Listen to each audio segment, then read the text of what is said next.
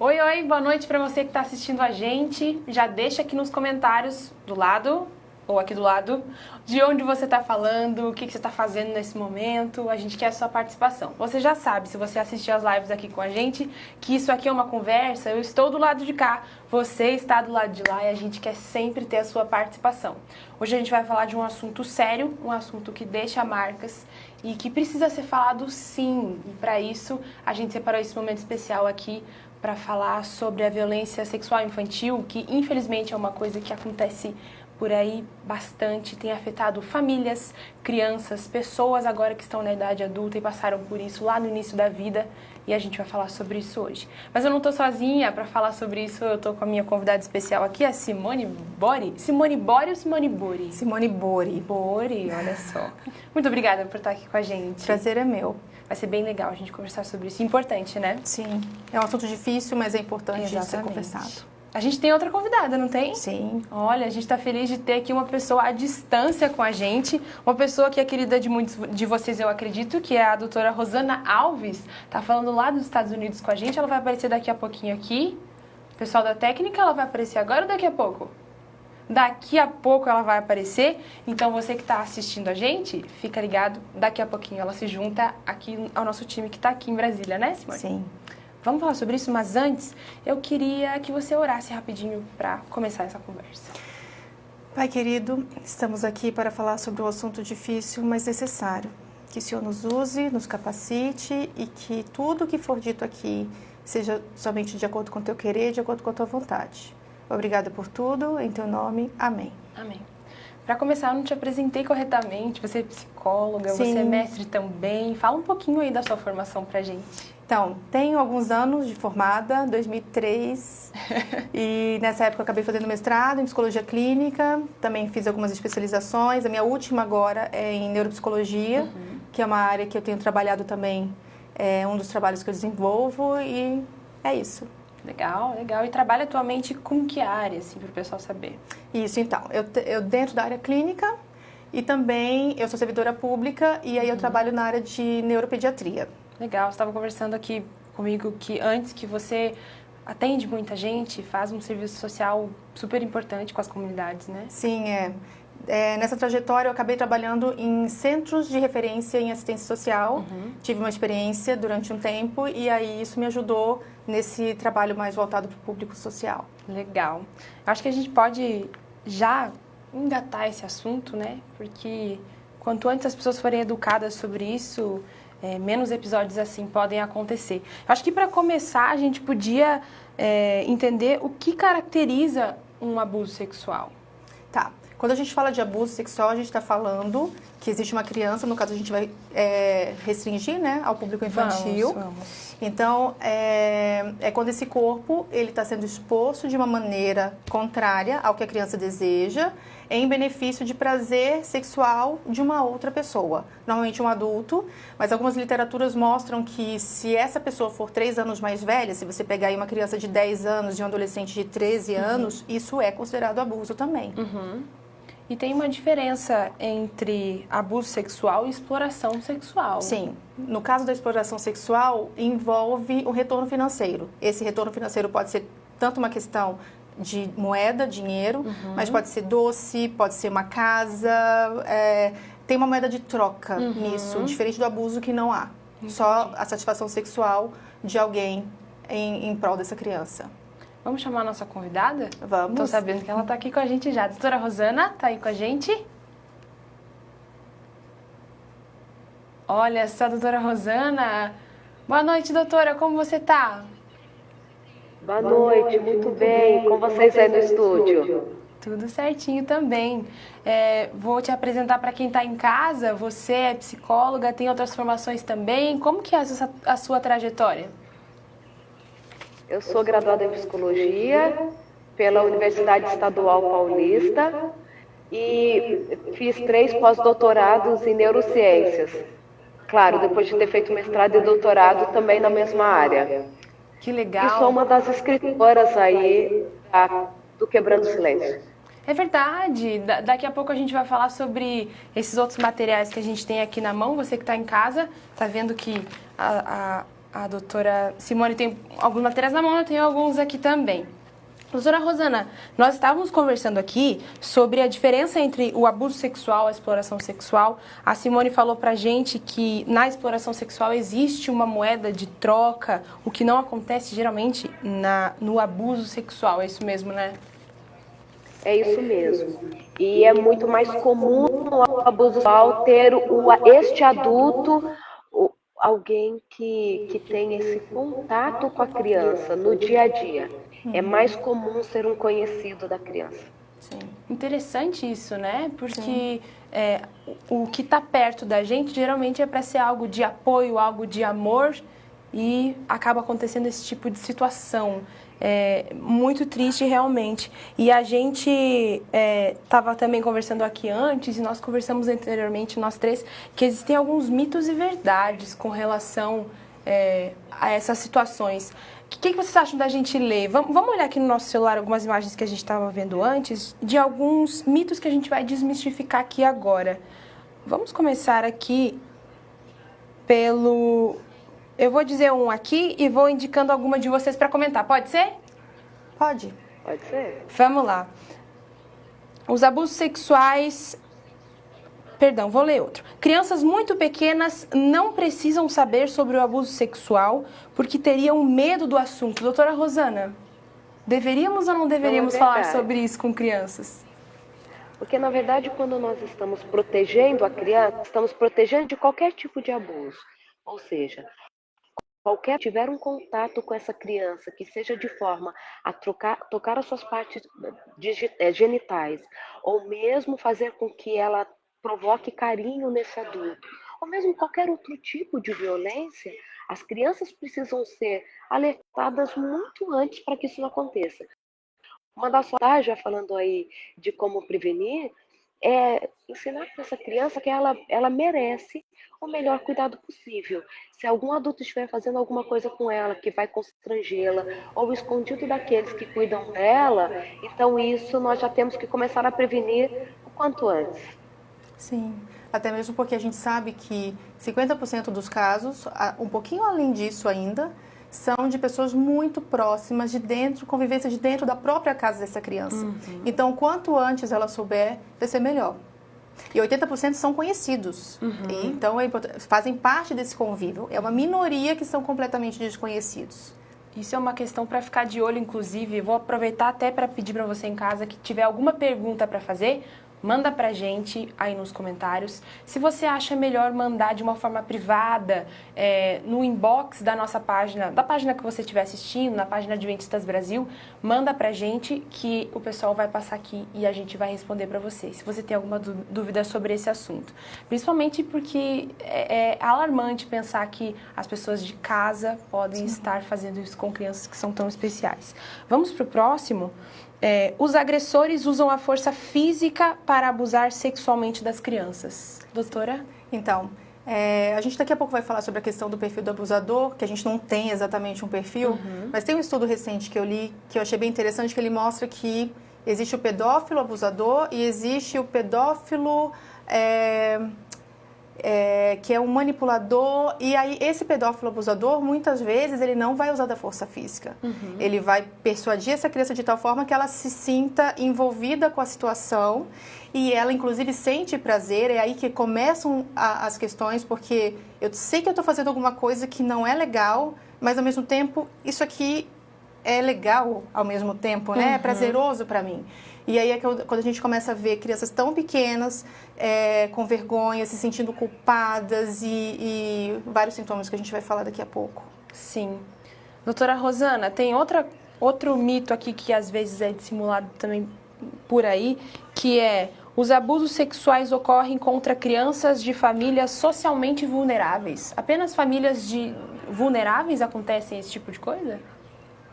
É que, na verdade, o termo vulnerável, eu entendo como as pessoas mais utilizam, né? Pessoas que estão ou de baixa renda, ou sem uma proteção, com baixa escolaridade, mas vulnerável, a família vulnerável pode ser qualquer uma, mesmo de classes sociais mais elevadas, mas que existam alguns gaps nessa família, algum sofrimento psíquico, um descuido com essa criança, então isso torna essa criança vulnerável. Então começa por aí. Mas não, pensando diretamente nessa pergunta, qualquer um, em qualquer família, em qualquer classe social, nós podemos sim verificar um abuso. É comum em qualquer classe social.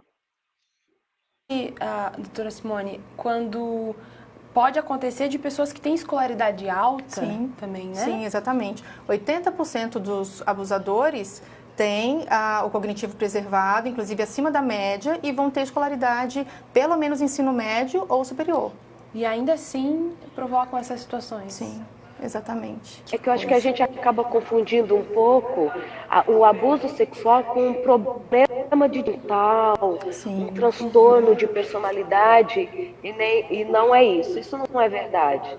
Claro que nós temos a parafilia, que é um transtorno da sexualidade, que tem atração pela criança, mas nem sempre quem tem uma parafilia vai cometer um abuso sexual. Já estou falando um pouquinho do perfil, mas essa relação que as pessoas fazem muito, né, de que assim, tem um problema mental para poder, usando bem um termo simples, comum, né, tem um problema mental para poder abusar de uma criança. Não é isso que acontece. Sim, exatamente.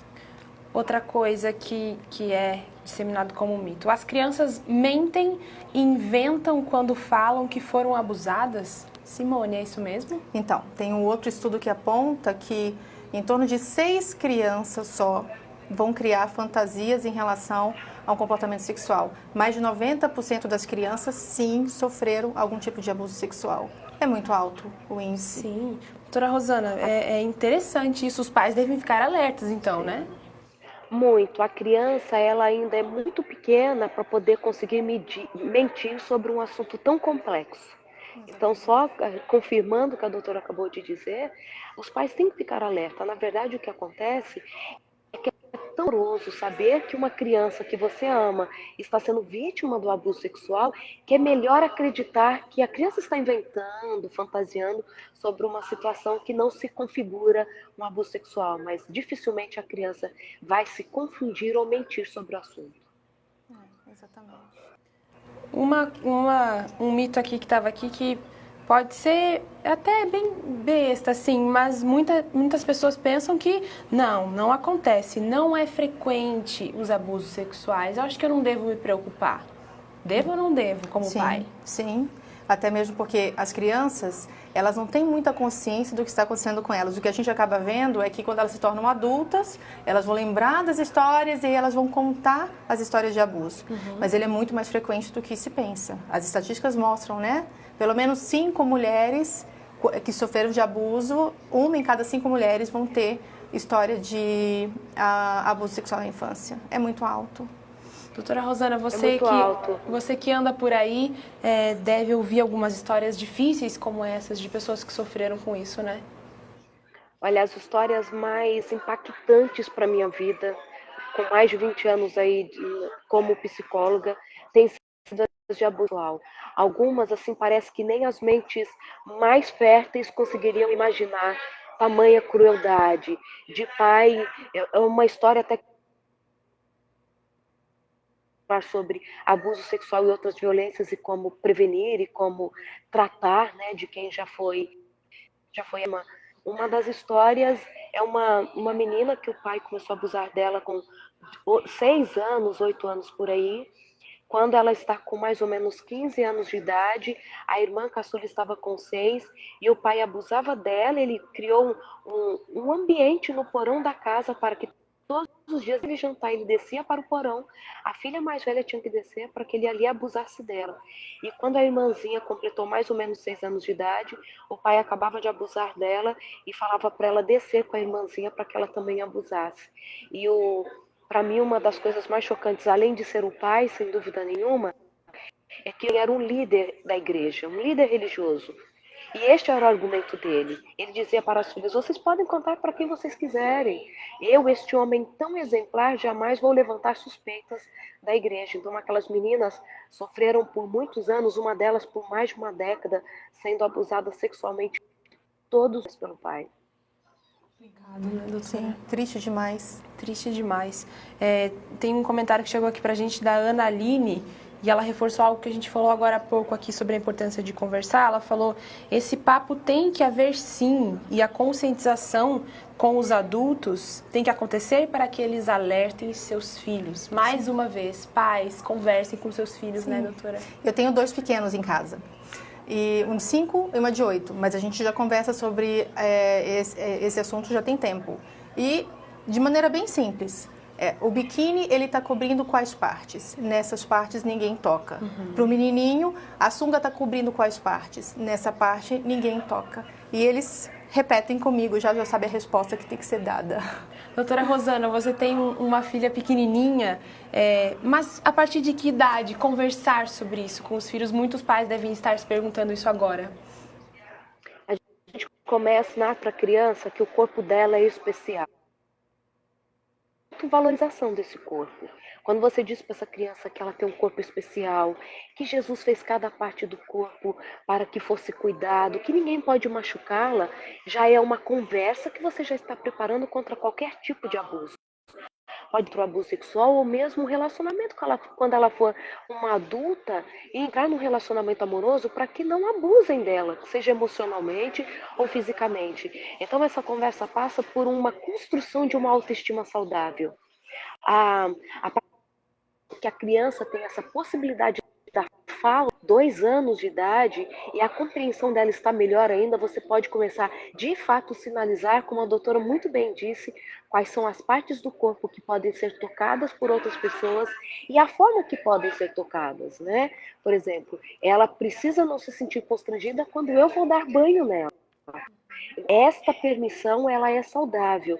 Porém, outras pessoas, para tocá-la nas partes íntimas, independente se foi com boa intenção, simplesmente para ajudá-la ou não, ela precisa contar para nós para que ela possa ser preservada. Sem dúvida nenhuma que uma conversa dessa e a criança te escutar e atender esse pedido, passa sempre por algo também mais amplo. O quanto essa criança confia nesse pai, nessa mãe, nesse cuidador, para dizer assim, se está falando isso é para cuidar de mim.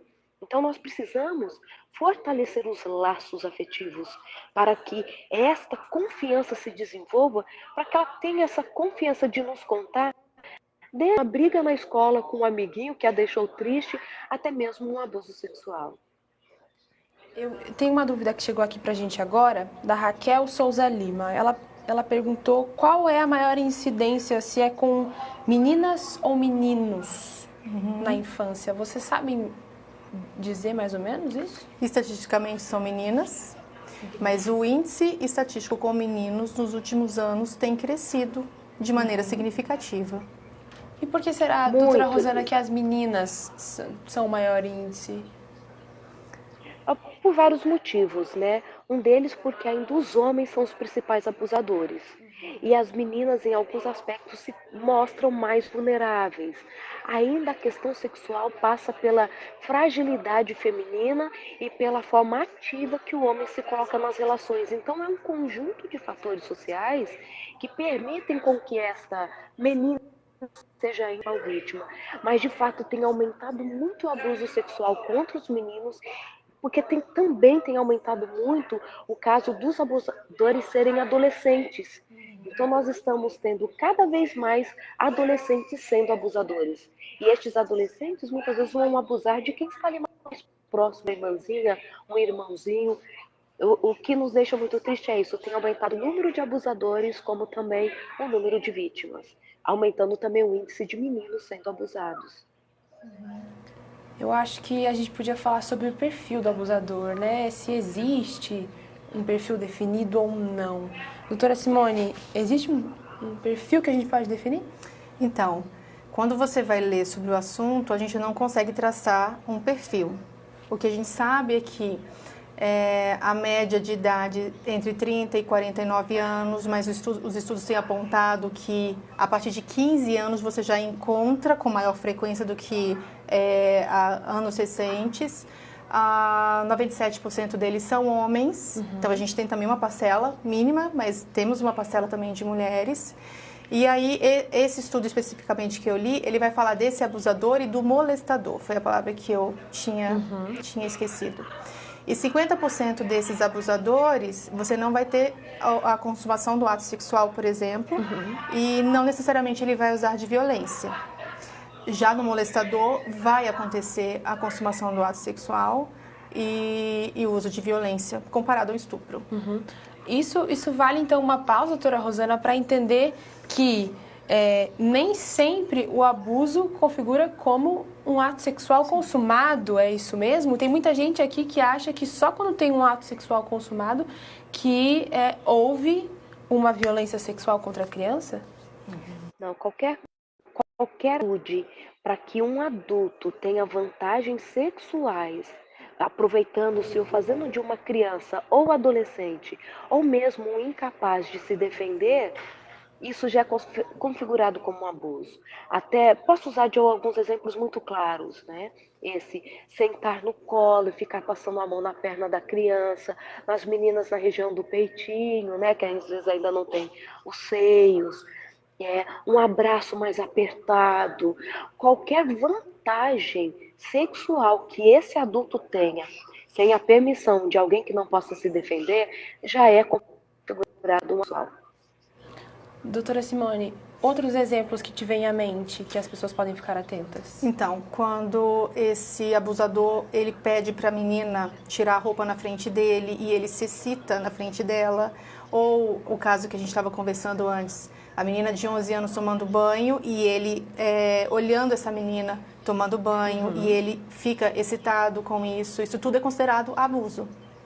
E também quando um pai ou alguma pessoa próxima expõe a criança a vídeos ou outras coisas sensuais. Sim, voltados para o relacionamento sexual. Isso. E ele se sente excitado por ele ver a criança exposta a esse tipo de situação. Isso também é? Sim. Vamos ficar atentos, as pessoas, os pais em casa, então fiquem atentos nesse momento. Eu vou lembrar para você que está assistindo a gente, por que a gente está aqui hoje. O pessoal da internet, nossos convidados, eles vão entrando e saindo, então acho que muita gente entrou e não foi apresentada a vocês. Eu estou aqui com a Rosana Alves, que está lá longe conversando com a gente, e a Simone Bori, as duas são psicólogas, e a gente está conversando sobre um tema muito sério, que deixa marcas profundas e dolorosas, que é a violência sexual infantil. Deixa seu comentário aqui do lado, aqui embaixo. Se você tem algum receio de fazer alguma pergunta ou algum comentário aqui publicamente, manda no inbox da nossa página Adventistas Brasil, que a gente vai ler aqui agora. Ok, falamos sobre as principais características dessa pessoa que pode ser um abusador. Já entendemos que não existe um perfil, né, assim, certinho de como é essa pessoa. Falamos também o que é isso, os mitos e verdades, enfim. Mas um pai e uma mãe descobriram ou estão desconfiando que isso está acontecendo com o seu filho ou com alguém próximo. Quais são os primeiros passos a dar, doutora Simone? Então, a primeira coisa é observar. Observar com quem essa criança está, observar quanto tempo ela está ficando com essa pessoa, que ela está desconfiada, o que eles andam fazendo. É literalmente dar uma de detetive, eu costumo dizer. E a partir do momento que ela começa a sentir mudanças no comportamento dessa criança, que a gente vai conversar também um pouquinho sobre isso, esses pais precisam conversar diretamente com essa criança. Se não se sentirem seguros, irem até um especialista para que essa criança possa conversar sobre o que está acontecendo. Doutora Rosana, então, uma intervenção profissional é de extrema importância nesse momento? De extrema importância, porque nós estamos lidando com uma situação que é extremamente complexa, que se não houver uma intervenção correta, pode deixar marcas para a vida inteira. Então, ter alguém que é neutro essa história toda. Lembrando que na maioria das vezes, abusado bem próximo à família, pensa isso somente o pai e a mãe cuidando. Sem dúvida nenhuma que pode dar certo, mas uma ajuda externa vai ser, sem dúvida nenhuma, de suma importância para lidar com toda essa situação e ter um resultado de melhor sucesso possível, pensando na saúde mental dessa criança e toda. Quando a gente fala de mudança de comportamento, muito interessante quando a doutora Simone falou isso, a mudança de comportamento nem sempre, por mais que na maioria das vezes é um prejuízo no comportamento, pode ser o oposto. Uma criança extremamente tímida que passa a ser uma criança mais aberta, mais brincalhona. E a gente acha que é super legal, mas às vezes não é só isso. Pode ter sido, sim, um abuso, uma exposição, uma experiência tão diferente que ainda ela não percebeu que é prejudicial, que a tornou aí uma criança mais expansiva, por exemplo. Exemplos dessa exposição mais assim, isso seria uma sexualização mais exposta ou simplesmente ficar mais próxima de pessoas? O que seria isso? A gente tem alguns sintomas que são característicos de sofrimento psíquico, que são gerados pelo abuso. Então, a gente tem aí duas linhas de sintomas, que aí seriam sinais de alerta, que a gente precisaria prestar atenção. A primeira é essa mudança brusca no comportamento. Se ela é introvertida, ela fica mais extrovertida, só que um fato isolado a gente não vai também estar pensando já no abuso, mas é a junção deles. Mas normalmente acontece também dessa criança que era extrovertida, ficar introvertida, buscar isolamento social. Crianças maiores, é muito comum essas crianças chegarem muito cedo na escola e demorarem muito tempo para voltar para casa. A gente também tem aí sinais de... O comportamento ele regride um pouquinho. Então, essa criança ela começa a fazer xixi, a defecar, quando está dormindo, quando está acordada. Então, um comportamento para uma fase anterior. Pesadelos, e aí a gente vê também irritabilidade, se torna agressiva do nada. Só que isso aí tudo são sinais já de sofrimento psíquico. Mas a partir do momento que ela começa a ter outros sinais, como a gente chama de hipersexualização, que aí podem ser de 3 tipos. O primeiro, por exemplo, comportamental, que ela começa a ter brincadeiras que são diferentes para a faixa etária dela. Ela começa a repetir essas brincadeiras mais sexualizadas com crianças da mesma faixa etária. A gente também tem uma alteração na fala verbal, no comportamento verbal, que é um tipo de discurso que não combina com a faixa etária dela, um conteúdo sexual para uma faixa etária maior que a idade dela. E a gente também tem sinais físicos, né? Que são hematomas, são fissuras nas áreas genitais, manchas de sangue, por exemplo, no lençol. Isso tudo são sinais de que essa criança precisa de uma intervenção. Essas respostas... Pode falar, doutora.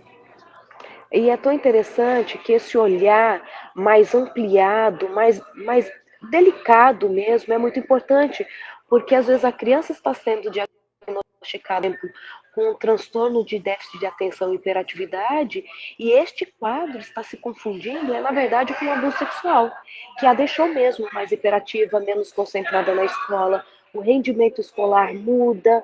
Então, é muito interessante e é muito imprescindível esse olhar mais próximo e qualquer alteração, sempre que possível, sim, ter um encaminhamento para um profissional para ter uma certeza ou mesmo levantar melhor as hipóteses do que esteja acontecendo.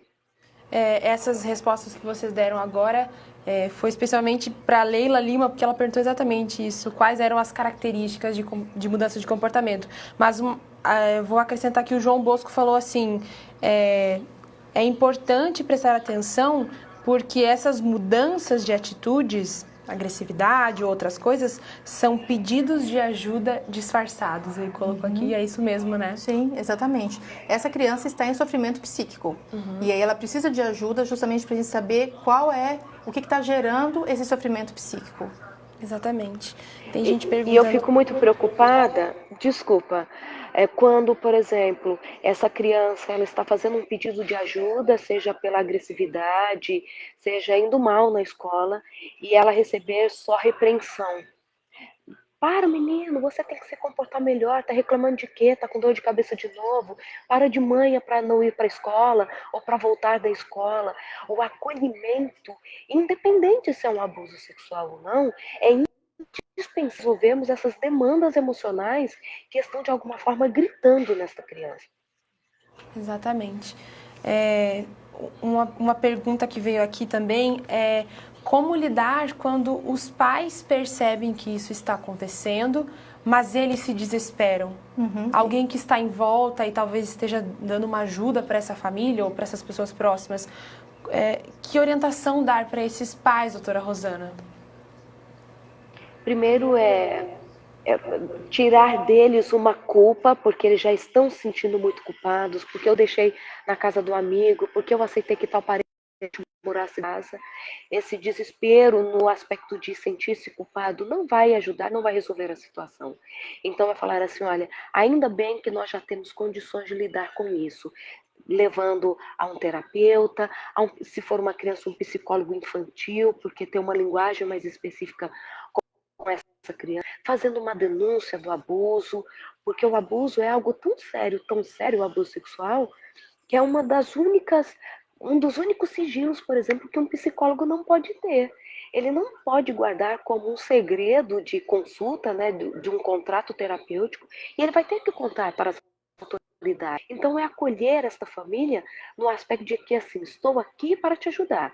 Vamos procurar um psicólogo, vamos fazer uma denúncia, vamos acolher essa criança, porque nós precisamos agir rapidamente. Esses casos a gente não pode deixar assim, vamos deixar para a semana que vem, vamos perdoar mais uma vez, o abusador já pediu perdão, prometeu que nunca mais vai acontecer e continuar todo mundo convivendo juntos. Então, eu acho que esse olhar para a seriedade que há num abuso sexual e a emergência, a urgência para poder lidar, para poder mesmo uso e ajudar essas vítimas, que não somente a criança, mas os adultos que são seus cuidadores e não estão envolvidos com abuso, é extremamente importante e urgente.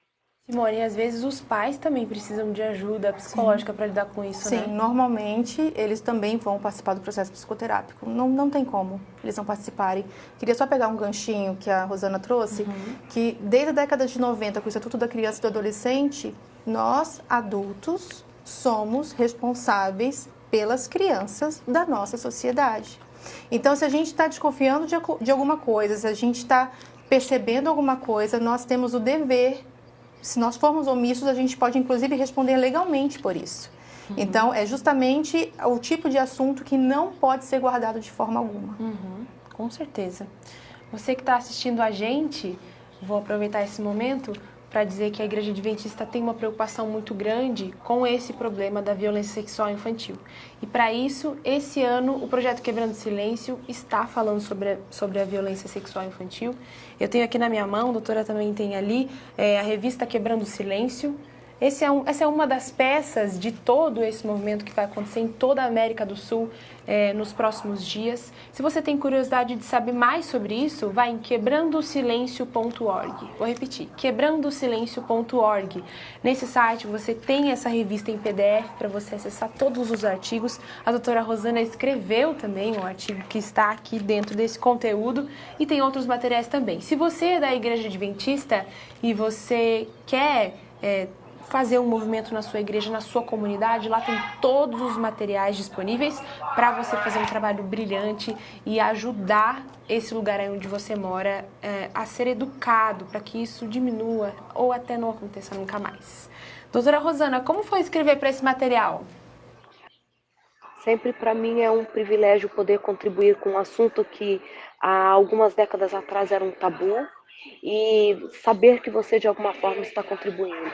Ter encontrado com uma adolescente que havia tentado suicídio porque nas férias, ao ir para a casa dos tios, sofrera um abuso sexual cometido por um amigo da família, e ao encontrar com ela um dia e ela me dizer assim, doutora, eu não quero mais morrer, nunca mais tentarei contra a minha vida, porque eu entendi que a culpada não fui eu, que ele é o total responsável por tudo que aconteceu comigo. Então, ajudar a salvar literalmente de cometer o suicídio ou mesmo de terem a sua saúde emocional prejudicada por toda a vida, me traz assim o senso de missão cumprida, o privilégio de participar disso e a responsabilidade como alguém que está inserida numa sociedade que ainda apresenta esse problema, é que eu estou aí para cumprir a minha missão de ajudar a diminuir e sim na esperança de que nós podemos extinguir esse grande mal da nossa sociedade.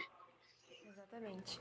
A Simone também já colaborou com a gente em outras edições, né, Simone? Sim. Foi entrevistada aqui também. É um projeto da igreja que esse ano está falando sobre abuso sexual infantil, mas a gente já falou sobre abuso feminino, já falamos sobre violência aos idosos. Suicídio, exatamente. Então, é uma prestação de serviço que a gente está tentando fazer, né? Sim, exatamente. E nós estamos trazendo, desde o final do ano passado, nós trouxemos essa campanha do Quebrando o Silêncio para o sul da Flórida. E tem sido uma bênção também atender a comunidade daqui com este projeto que é imprescindível. De extrema importância. Vou mostrar para vocês também que tem uma revista para as crianças. Vou mostrar aqui na minha câmera. Respeito é bom e a gente gosta. A turma do nosso amiguinho, que é conhecida das crianças adventistas e também dos pais que assinam para as crianças aí pelo Brasil, eles estão falando em quadrinhos de uma forma super lúdica sobre esse assunto, um meio de alertar de uma forma bem didática e bem leve, né, doutora? Sim. E é o que precisa, né? Sim. É trazer o informal para assuntos difíceis, porque aí é mais fácil essa criança poder se expressar de maneira natural. Com certeza. Você que está em casa que quer acessar esses materiais, quebrandosilencio.org. Nesse site tem todos os conteúdos, tanto para você atuar na sua igreja com esse projeto, e você que está curioso, quer usar, quer mostrar para os seus filhos, entra lá, quebrandosilencio.org. E você que está assistindo a gente também quer divulgar coisas sobre esse assunto, quer entrar nesse movimento importante, use a hashtag Quebrando o Silêncio. Bem simples, hashtag Quebrando o Silêncio. E você já vai estar participando desse movimento que também é digital. Pessoal, tem gente perguntando aqui sobre as consequências psicológicas disso, né? A gente falou aqui de várias coisas, o que ficar atento e tudo mais. O que isso pode trazer para a vida de uma criança que depois vira um adolescente, vira um adulto? Quais as características que perduram em uma criança que foi abusada? Então, a gente já falou um pouquinho. Ela pode ter problemas de aprendizagem, depressão. Esse corpo começa a falar, então eu sinto dor de cabeça, eu sinto dor de barriga, eu sinto dor aqui, dor ali. Uma criança que começa a ficar poliqueixosa. O impacto muito grande na autoestima dela, o desenvolvimento da própria personalidade dela, porque a gente está falando de uma criança que está em desenvolvimento. Uma criança que não está preparada fisicamente, emocionalmente e cognitivamente para esse tipo de situação. Então, isso acaba tendo uma repercussão bem drástica enquanto criança. E na vida adulta, são pessoas que têm mais propensão a ter transtornos mentais e, principalmente, nos relacionamentos amorosos e relacionamentos sexuais, ela acaba trazendo uma bagagem que vai trazer um prejuízo bem impactante. Doutora Rosana, a Raquel perguntou assim: a vítima que foi abusada, ela pode desenvolver algum transtorno de identidade de gênero? Claro que quando a gente fala de identidade de gênero, seja qualquer transtorno na personalidade, sem dúvida que ela pode ter um impacto, né? Nesse reconhecimento do corpo, da importância do corpo. Mas o que nós vemos como uma consequência, nós encontramos em mais de 20% das mulheres com transtorno de personalidade borderline, que é um transtorno de personalidade, quando a gente fala é algo muito sério, que é uma pessoa que vive os seus amores de forma intensa, tanto o ódio quanto a raiva são muito intensos, tudo é 8 ou 80, essa 20% das mulheres de borderline, os estudos indicam que elas foram vítimas do abuso sexual. O que a gente percebe também é que vítimas de 2 ou mais tipos de violência, dificilmente o abuso sexual vem sozinho, que não é acompanhado de uma violência emocional, de uma violência física. Nós percebemos, inclusive, em muitos casos de violência severa, uma alteração no próprio cérebro. Por exemplo, é uma criança que fica mais vulnerável a ter convulsões, ela tem uma superestimulação de uma estrutura do cérebro que se chama amígdala, que a deixa com mais medo, ela assusta com mais facilidade, ela pode ter um maior prejuízo de desenvolvimento, ela pode perder até 20% da quantidade de neurônios do hemisfério esquerdo. A gente está falando de milhões e milhões de neurônios que podem ser perdidos. O hipocampo também pode ter um dos hemisférios, esse hipocampo menos desenvolvido, o que vai prejudicar a memória. São pessoas que podem ter mais dificuldade em resolver problemas de lógica, em decorar palavras. Sabe assim, quando tem dificuldade com ditado na escola? Pode ser uma consequência do abuso sexual. Nós então percebemos, por exemplo, as fibras do corpo caloso, que é a região de conexão entre os dois hemisférios, também pode sofrer uma perda, um prejuízo significativo a partir de uma violência tão extrema. E nós encontramos muitos estudos mostrando que estas perdas neuronais elas podem ser irreversíveis. Só para a gente ter noção de como é sério um abuso sexual e o quanto nós devemos tê-los, porque você pode ter uma consequência para o resto da vida. Nós também podemos perceber no nível genético que aquelas pessoas que passaram por 2 tipos de violência ou mais, e na maioria das vezes o abuso sexual está entre esses tipos de violência, é que ela, por exemplo, pode ter uma erosão telômica ainda quando jovens. O que significa isso? O telômero é a porção final dos nossos cromossomos que permite que ele fique na sua conformação ideal, no seu formato ideal, que é o que nos mantém jovens. Quando nós começamos a sofrer erosão telomérica, significa que o nosso organismo está envelhecendo, ok? E estamos aí encaminhando mesmo para a morte, porque ficar assim. Numa criança ou num adolescente que passou por uma violência severa, ela pode ter essa erosão telomérica precoce, ou seja, é uma criança que já tem o material genético envelhecido. Isso me traz muita tristeza. Sério isso, né, doutora Simone? Outra pergunta que fizeram aqui pra gente é se alguém que foi violentado sexualmente na infância pode se tornar um abusador. Sim. Estatisticamente não são a maioria, mas a gente tem dados que mostram que pode acontecer.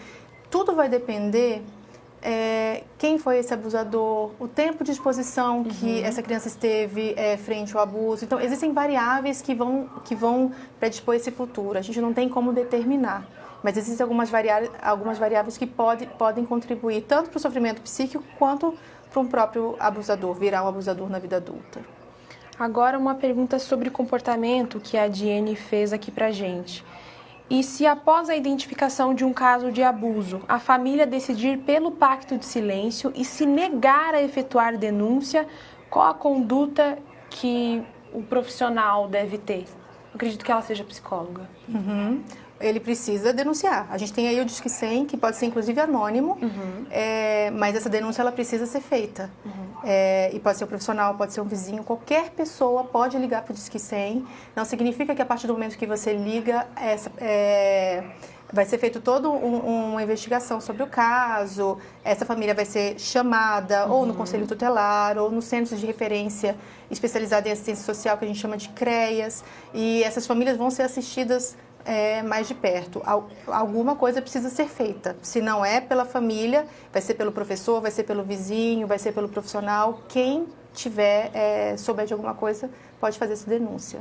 Isso, então, essa resposta serve para Vanessa Barros também, doutora Rosana, porque ela falou assim, ela falou, quando a criança é vítima e eu estou aqui na minha comunidade, na minha igreja, eu também posso denunciar? Pode sim, né, doutora Rosana? Não hesitar. Pode. Não é só pode, como deve. Como a Doni já havia dito, somos todos responsáveis pelos menores e vulneráveis. Se você não denunciar, a denúncia é anônima.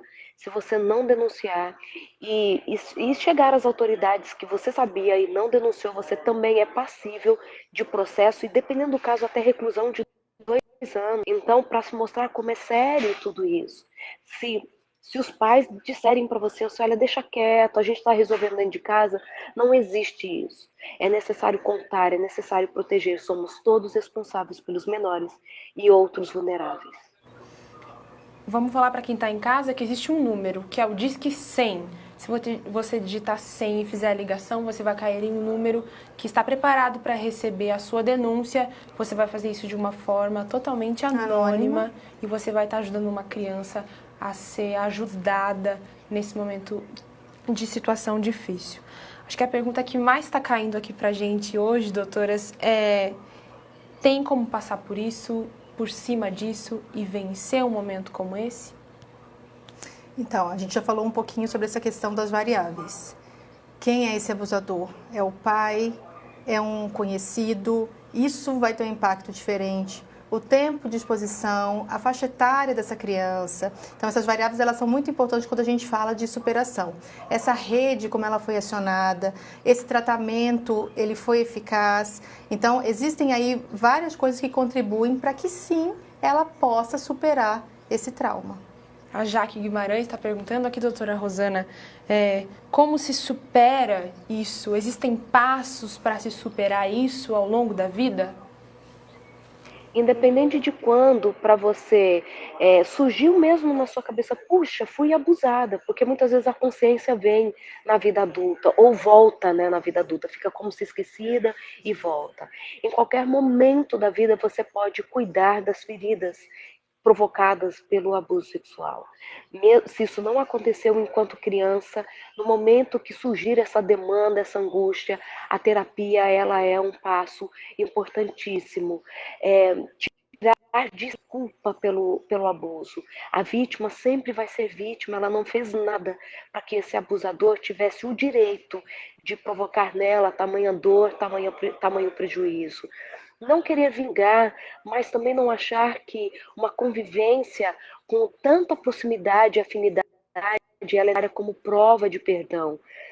Cercar-se de pessoas, aceitar o elogio, saber que os sofrimentos eles acontecem com muitos de nós, mas você não precisa ficar prostrado diante deste sofrimento, que não é porque você foi abusado que você consequentemente vai ser um abusador. Existe um conceito na sociedade, né? Eu não vou contar para ninguém, porque se eu contar que fui abusado, vão achar que eu vou ser um abusador, por mais que possa acontecer, mas não significa que você será um abusador, ou que você é um doente, porque isso aconteceu. Mas ter a coragem de conversar sobre isso com alguém que possa lhe ajudar, sem dúvida, é um passo super importante na superação. A gente já está caminhando para o fim, o tempo está voando, mas eu vou só frisar isso que ela falou aqui, independente da sua idade, você que reconheceu, talvez, né, já esteja com uma idade mais avançada, já reconheceu que sofreu isso alguma vez na vida, não deixe de procurar ajuda, independente do momento da sua vida. Isso vai ser importante para a sua cura pessoal. Vamos falar um pouquinho, nós estamos falando aqui em um contexto de igreja e como comunidade a gente também pode tomar algumas atitudes, e a revista do Quebrando Silêncio traz aqui na página 19, se você quiser acompanhar, a doutora Simone está aqui comigo, a doutora Rosana acompanha de longe com a gente, alguns passos que podem ser dados para que as comunidades, as igrejas, tanto trabalhem na prevenção, quanto depois, quando identificam um caso. Então, aqui está falando de treinar voluntários, fechar o cerco. O que seria esse fechar o cerco? É ficar de olho? Quem entra, quem sai? Como que é, doutora Simone? Exatamente. Conhecer quem é essa membresia. A gente saber de onde que eles de onde que eles estão vindo, a rede deles, a gente ter contato, se tornarem mais próximos para a gente saber as origens deles. Isso. Doutora Rosana, aqui fala também sobre ficar atento a lugares isolados da igreja. Então, os adultos devem ficar de olho nessas salas que existem ali pelos corredores, né? Sem dúvida, esses corredores, é um adulto que insiste muito em ficar sozinho com crianças. A recomendação é sempre que, por mais constrangedor que possa parecer, pensa que nós estamos evitando um problema maior. Então, quem vai cuidar de crianças na igreja? Antecedentes criminais, porque às vezes veio de outra cidade, ninguém conhece. Então, é um cuidado que pode se tomar.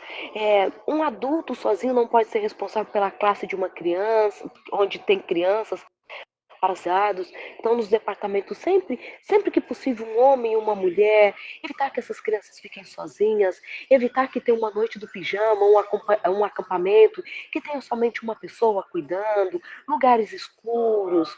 Sempre falar sobre esses assuntos na igreja e alertar essa membresia. Existe abusador no nosso meio, pode existir, então nós não podemos confiar cegamente em todas as pessoas. Infelizmente, né, o ideal seria que tivéssemos essa tranquilidade, mas todo cuidado, ele é pouco quando nós estamos pensando em proteger seres tão especiais.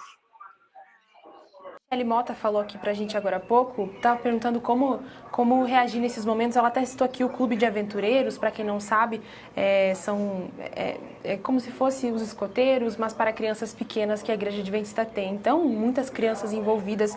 E outro passo que diz aqui na revista é ter um plano de resposta ao abuso. Michele, tenha um plano. Se você quer saber como agir no momento que acontecer isso, né, doutora? Sim. Como seria ter esse plano? É parar um dia, escrever essas medidas de quando acontecer alguma coisa? E literalmente, a partir do momento que a gente souber de alguma coisa, a gente desconfiar de alguma coisa, a gente vai fazer uma denúncia ou a gente vai conversar com os responsáveis por essa criança. É justamente acionar essa rede para proteger essa criança. É o primeiro passo. E dentro desse plano, eu acho que para a gente amarrar aqui todos esses caminhos, é capacitar e conscientizar essa membresia, os pais e até os amigos ali da comunidade da igreja. Essas pessoas precisam ser educadas, né, doutora Rosana? Sem dúvida, algo que tem nos provocado muito isso e impedido que se melhore e diminua os casos, é cada um ter um discurso para justificar o abuso. Não existe nada que justifique. Ah, mas também aquela menina fica abraçando todo mundo. Olha a sainha que o pai e a mãe colocaram nela. Então, esse discurso de dividir com a vítima a responsabilidade ou com seus familiares também pode provocar até no abusador assim, viu, gente, eu não sou o único responsável. Alguma situação facilitou para que eu fizesse isso. Então, não ter esse discurso de justificativa para o que aconteceu também é muito importante para proteger essa vítima e também para que o abusador saiba assim, nós jamais estaremos do seu lado, jamais nós justificaremos aquilo que não tem justificativa. Isso é verdade. Gente, muito obrigada pela presença de vocês. Eu acho que foi um momento de bastante reflexão e espero que a gente tenha ajudado essas pessoas que estão assistindo a gente hoje aqui. Obrigada, doutora, por ter estado com a gente aqui, doutora Simone. Ok, agradeço. Doutora Rosana, obrigada, viu, por estar tão longe, mas tão perto da gente aqui na conversa. Vamos todos lutar, porque Cristo veio para que tivéssemos vida e a tivéssemos em abundância. E esta vida em abundância não combina com violência, seja ela de qualquer tipo. Vamos proteger as nossas crianças, vamos cuidar emocionalmente da nossa membresia, da nossa sociedade, para que menos pessoas também sejam abusadoras. É isso aí. Você de casa, só vou lembrar, quebrandosilencio.org, lá tem todos os materiais, as revistas, para você estar por dentro e participar desse movimento. Doutora Rosana, a doutora Simone orou no início, vou te pedir para orar agora no final. Ora pra gente. Sem dúvida, oremos. Pai querido, estamos aqui porque sabemos que ao nos criares, deste a nós um plano de felicidade. E neste momento estamos querendo cumprir o desejo do teu coração, banindo do nosso meio aquilo que traz tristeza, destruição e morte. Por favor, dê-nos a capacidade, sob o teu Santo Espírito, para que tenhamos o alimento e também o acolhimento e a ação necessárias para definitivamente acabarmos com a violência no nosso meio. Se tem alguém que neste momento está nos ouvindo e foi vítima de abuso sexual, por favor, Senhor, conduza a vida dela para que, ao sentir-se acolhida por forte para lidar de frente com este problema, possa voltar a viver. É o que pedimos e agradecemos em nome de Jesus. Amém. Você de casa, obrigada por ter estado aqui com a gente nessa conversa e a gente se vê numa próxima oportunidade. Boa noite para você, tchau, tchau.